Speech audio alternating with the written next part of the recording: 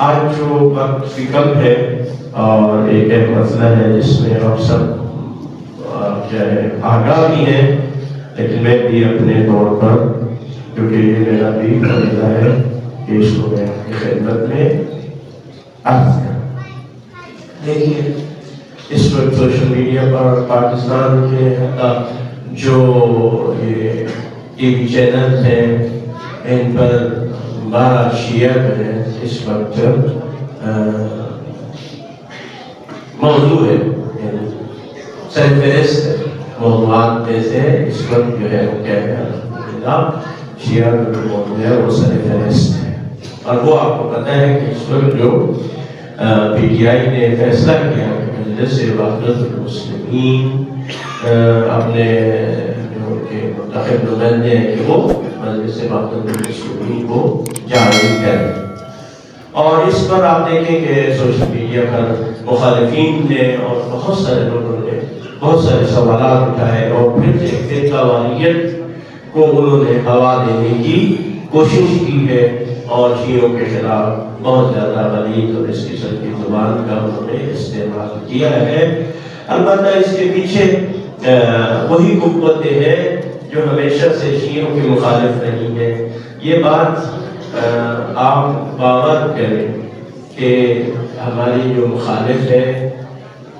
اور یہ جو فرقہ واریت والے لوگ ہیں جنہوں نے ہماری قتل و غارت کری، یہ جو سامنے آپ کو لوگ نظر آتے ہیں یہ نہیں، ٹھیک ہے، ان کے پیچھے وہی قوتیں ہیں جو اس وقت بھی پاکستان کے ساتھ کھیل رہے ہیں۔ یہ تو مہرے تھے، یہ تو سامنے کبھی ان کو کیا استعمال کرتے ہیں پیچھے، تو اس کے پیچھے بھی ابھی تقریباً جو ہے وہی قوت ہے جو یہ چاہتی تھی ہمیشہ سے کہ شیعوں کو کبھی بھی مین اسٹریم میں نہ لایا جائے، اور یہ ملک کی معاملات کے اندر شیعہ کا کوئی رول بس یہ اپنی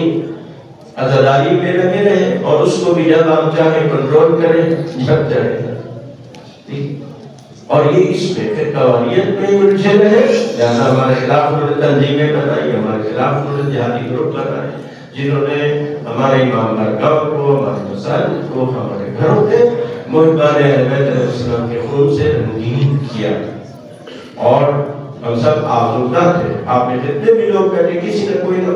کسی کا رشتہ دار، کسی کا عزیز کیا ہے وہ اس دہشت گردی کا نشانہ بنا ہے اور باقی ضرورتوں سے کم کا نشانہ بنے ہیں، پر وہ طویل داستان ہے، اس کو دہرانے کی ضرورت نہیں ہے۔ تو اس سے میں یہ عرض کروں کہ پاکستان کے اندر برصغیر میں پاکستان بنانے میں اور اس کے بعد شیعوں کا ایک بنیادی کردار اور رول رہا ہے۔ مسلم لیگ کو بنانے والے سر آغا خان وہ پورے شیعہ تو نہیں تھے لیکن آغا خانی تھے جنہوں نے مسلم لیگ کی بنیاد رکھی ڈھاکہ میں۔ وہ کون تھے؟ ہمارے ہی گروہ سے تعلق رکھتے تھے، اسماعیلی۔ اس کے بعد آپ دیکھیں قائد اعظم، اب تو یہ بات ہے وہ کون تھے؟ وہ شیعہ تھے، جن کی بصیرت، جن کی ذہانت، جن کی اندر کوششوں سے یہ پیارا ملک جو ہے حاصل ہوا۔ اس کے بعد کہ جن کی دولت اس میں کام آئی ہے وہ کون تھے؟ وہ راجہ امیر محمد خان آف محمود آباد، کہ جس نے بڑی بے جگری کے ساتھ دولت لٹائی ہے، مسلم لیگ کو جن دولت دی اور اس سے مسلم لیگ چلی۔ یہ لکھنؤ سے 30 کلومیٹر کے فاصلے پر ایک مسلمان ریاست تھی جس میں اکثریت جو ہے وہ شیعہ تھے۔ یہ 9 عمری میں ہی قائد اعظم کے کہنے سے انہوں نے مسلم لیگ جوائن کی اور پہلی All India Muslim federation, student federation کی بنیاد بدلی، اور یعنی جنگ تھے زیادہ عمر نہیں تھی، تو انہوں نے اور یہ مقولہ مشہور ہے کہ پاکستان قائد اعظم کی سیاسی جدوجہد اور راجہ محمود آباد کی دولت اور تیسرا کہتے ہیں کہ سر سید احمد خان کی جو تعلیمی خدمات ہیں اس کے نتیجے میں یہ پاکستان میں وجود ہے۔ اس کے بعد پہلی جو ایک 22 یا 23 رکنی کمیٹی بنی تھی جو قرارداد مقاصد کے عنوان سے، کہ جنہوں نے اس وقت آئین کی اور نظریاتی جو چیزیں تھی ان کو انہوں نے طے کیا، اس میں بھی شیعہ علماء موجود۔ اس کے بعد بھی ہر سطح پر شیعہ علماء موجود۔ جو تحریک ختم نبوت تھی اس کے اندر بھی جو مین تحریک تھی، حتیٰ اس کے عطا اللہ شاہ بخاری اور جو بڑے بڑے وہ سر جانتے ہیں اس طرح کے لوگ تھے، اس میں شیعہ بھی یعنی مین جو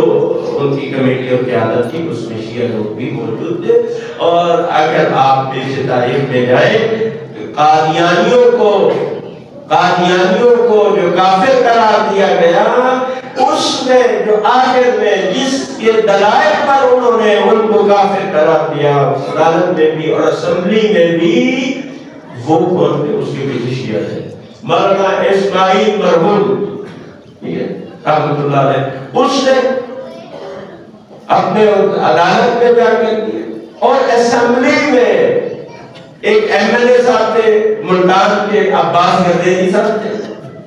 وہ ایم ایل اے تھے اس وقت، اسمبلی میں مولانا اسماعیل صاحب کو چیزیں تیار کر کے دیتے تھے اور وہ جا کر اسمبلی میں کیا کرتے تھے؟ پیش کرتے تھے۔ یعنی ختم نبوت میں ہمارا امتیازی کردار۔ اس کے بعد بھی دیکھیں ایم ایم اے بنی، اس میں بھی شیعہ موجود ہے، ملی اقلیتی کونسل بنی، اس میں بھی شیعہ موجود ہے، اور بڑا اہم رول ہے شیعوں کا اس کے اندر، ٹھیک ہے نا؟ اتحاد و وحدت کے لیے ہر فورم پر جو ہے وہ شیعہ موجود ہے۔ شیعوں کو نکال کے نہ پاکستان پیچھے بچتا ہے نہ کوئی اور چیز پیچھے بچتا ہے۔ لہذا ہمارا ایک رول ہے، ہمارا ایک کردار ہے، جس طرح ہم کہتے ہیں کہ جیسے پاکستان بنایا تھا پاکستان بچائیں گے، تو ہم نے پاکستان کو بچانا ہے۔ تو ابھی خدا نے مدد کی ہے، اور اس میں دیکھیں یہ کہ آپ کے مکتب کی سچائی، آپ کے مکتب کی اصولوں پر کھڑے رہنا، یہ چیز ہے وہ دشمن یعنی مخالفین جو ہمیں نہیں جانتے جنہوں نے تسلیم کیا ہے کہ اس بات سے یہ آپ کے کردار کی وجہ سے آپ کی طرف آئے ہیں، ٹھیک ہے نا؟ ایسے نہیں آئے، آپ کو دیکھا ہے انہوں نے اور اس وجہ سے وہ آپ کی طرف وہ آئے ہیں۔ تو یہ ایک میں سمجھتا ہوں ملت تشیع پاکستان کے لیے بہت بڑی کامیابی ہے، اور اس کو آپ اپنی کامیابی سمجھے، اور یہ ہے کہ آپ اب انشاءاللہ تعالی پاکستان کی سیاست کی مین سٹریم میں آپ آئے ہیں۔ اب انشاءاللہ تعالی جو پاکستان میں فیصلے ہوں گے اس میں یہ ہے کہ آپ کی رائے اس میں کیا ہوگی شامل، پہلے نہیں ہوتی تھی، کوئی اور لوگ اس میں کیا ہوتے تھے، تاکہ ہمیں بہت زیادہ مسائل انشاءاللہ خدا خیر کرے۔ تو یہ ممکن ہے اور بھی کچھ شرائط ابھی آئے، ابھی ایک سفر کیا ہے، اس سلسلے میں کیا ہو باقی ہو، تو اس کی جو فوائد ہے دیکھیں آپ کو جو نوجوان ہیں سوشل میڈیا پہ ہیں اس پہ ہیں، ان چیزوں کو کیا کریں آپ اجاگر کریں، اور جو دشمن کوئی بات کر رہے ہیں نا اس کی پرواہ نہ کریں، آپ ان کے جواب دینے کی بجائے تشیع کا جو روشن چہرہ ہے، جو خوبصورت چہرہ ہے، جو شجاعت ہے، جو بہادری ہے، جو مظلوم کا ساتھ دینا ہے، جو ظلم کے خلاف ہے، آزادی کی جو بات کرتے ہیں، دیکھیں آزادی کی کہ ہم کسی کی غلامی قبول نہیں کریں گے، یہ قرآن ہمیں بتاتا ہے، مولا امیر المومنین نے بتایا، اپنے بیٹے امام حسن کو وصیت کی، اس وصیت نامے میں موجود ہے کہ بیٹا کسی کا غلام نہ بنا چونکہ اللہ نے تمہیں آزاد پیدا کیا۔ اور حر کو کیا کہا امام حسین علیہ السلام نے، جب حر نے یزید کی غلامی کو چھوڑا تو ان کے سرانے جب امام حسین علیہ السلام آئے اس کی شہادت کے موقع پر تو کیا فرمایا کہ انت حر فی الدنیا والآخرہ، آپ دنیا میں بھی آزاد تھے آخرت میں بھی، جیسا کہ تیری ماں نے تیرا نام حر رکھا، حر یہ بھی آزاد رکھا۔ امام حسین کا لقب کیا ہے کہ ابل احرار، امام حسین کے جو حرم کے دروازے ہیں ان سے ایک دروازے پر لکھا ہوا ہے السلام علیکم یا ابل احرار، یعنی اے آزاد مردوں کے سردار اور ان کے سرپرست امام حسین جو ہے وہ سب سے زیادہ آزاد کون ہے؟ امام حسین علیہ السلام، یہ تمام بتا دیں۔ تو لہذا یہ ہے کہ یہ آزادی کی بات کرنا، یہ کرنا، یہ تشیع کا منشور ہے بابا، یہ تشیع کی بات ہے۔ ہم کہتے ہیں انسان کو کسی کا غلام نہیں ہونا چاہیے، آزاد اللہ نے اسے آزاد پیدا کیا، لہذا وہ آزاد ہوگا، کسی کی غلامی کو قبول نہیں کرے گا۔ تو اس طرح کی یہ جو باتیں ہیں پاکستان میں ہوئی ہے، یہ ہمارے موقف کو کیا کرتی ہے اور مظلوم کے ساتھ کھڑے۔ ہم تو شروع سے ہی کہہ رہے ہیں کہ مظلوم کی حمایت کرنا، مولا علی نے فرمایا تھا کونوا للظالم خصما وللمظلوم عونا، کہ ظالم کے دشمن بن کر رہنا، مظلوم کی حمایت کرنا۔ اور بھی بہت ساری اس میں جو ہے وہ چیزیں ہیں، تو یہ سب ہمارے اپنے یہ، تو اس سے کیا ہوگا؟ دیکھیں اس سے آپ ان چیزوں کو اپنے مکتب کے ان اصولوں کو ہم بیان کریں اہل بیت علیہ السلام کی روایت کی روشنی، تاکہ کیوں؟ تاکہ وہ لوگ جو ان کے پروپیگنڈے کا شکار ہیں دشمن کے، اور ان متعصب مولویوں کے پروپیگنڈے کا شکار ہے کہ شیعہ یوں ہوتے ہیں، شیعہ یوں ہوتے ہیں، بہترین موقع ہے تشیع کے تعارف کروانا۔ بہترین یہ ایک فرصت ہے ہمارے لیے کہ ہم ان جو پروپیگنڈے کا شکار لوگ ہیں، جو حقیقت کو نہیں جانتے، ان کو حقیقت سے روشناس کرانے کا موقع ہے۔ ہم روشناس شیعت کیا ہے؟ یہ وہ نہیں ہے کہ جو تمہیں لوگوں نے بتایا ہے، یا وہ نہیں ہے کہ یہ صرف محرم میں پیٹتے اور ماتم کرتے ہیں، نہیں۔ شیعہ جو ہے وہ عظیم اصولوں کا نام ہے، اقدار کا نام ہے، انسانی اصولوں کا نام ہے، اسلام کے بنیادی اصولوں پر قائم رہنے کا نام تشیع ہے۔ ان کو متعارف کروائیں انشاءاللہ، کیونکہ حق میں طاقت ہے۔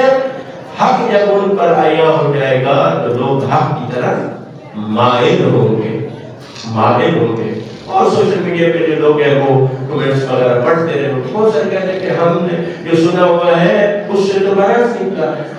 یہ اگر عالم دین ایسے ہوتے ہیں، یہ شیعہ ہیں، تو یہ تو ہمارے بڑے بڑے علماء بھی ایسی باتیں نہیں کرتے جو یہ شیعہ علماء کر رہے ہیں۔ اس سے آپ کے مکتب کو تقویت ملے گی۔ اس نعمت پر ہم اللہ کا شکر ادا کرتے ہیں اور خدا سے دعا کرتے ہیں کہ پروردگارہ اس میں مکتب اہل بیت علیہ السلام جو تیرے حقیقی نمائندوں کا مکتب ہے، جو امام حسین کا مکتب ہے، جو امام جعفر صادق علیہ السلام کا مکتب ہے، پروردگار اس حقیقت سے، اس نورانیت سے یہ لوگ دور ہیں، دیروں میں ہیں، خدایا یہ موقع تم نے دیا ہے، اس موقع سے ہمیں استفادہ کرنے کی توفیق عطا فرما، لوگوں کو حق کی طرف مائل فرما، اور ان کو تعصب سے، فرقہ واریت سے خدایا ہمارے ملک کو باہر نکال، اس پاکستانی قوم کے اندر اتحاد و وحدت عطا فرما۔ ہم سب مل کے شیعہ سنی مل کر انشاءاللہ تعالی اس پاکستان کو ترقی کی طرف لے جائے، پاکستان کی حفاظت کرے، پاکستان کا جو مقام ہے دنیا میں، اسلامی ممالک میں، خدا ہمیں توفیق دے کہ وہ مقام پاکستان دوبارہ حاصل کر سکے، اور جو پاکستان کے دشمن ہیں خدا انہیں ذلیل و رسوا فرما، اور پاکستان کو مضبوط سے مضبوط تر فرما، اور ملت تشیع پاکستان کو سرفرو فرما۔ بسم اللہ الرحمن الرحیم، اِنَّا أَعْطَيْنَاكَ الْكَوْثَرَ فَصَلِّ لِرَبِّكَ وَانْحَرْ إِنَّ شَانِئَكَ هُوَ الْأَبْتَرُ۔ صدق اللہ العلی العظیم۔ والسلام علیکم ورحمۃ اللہ وبرکاتہ۔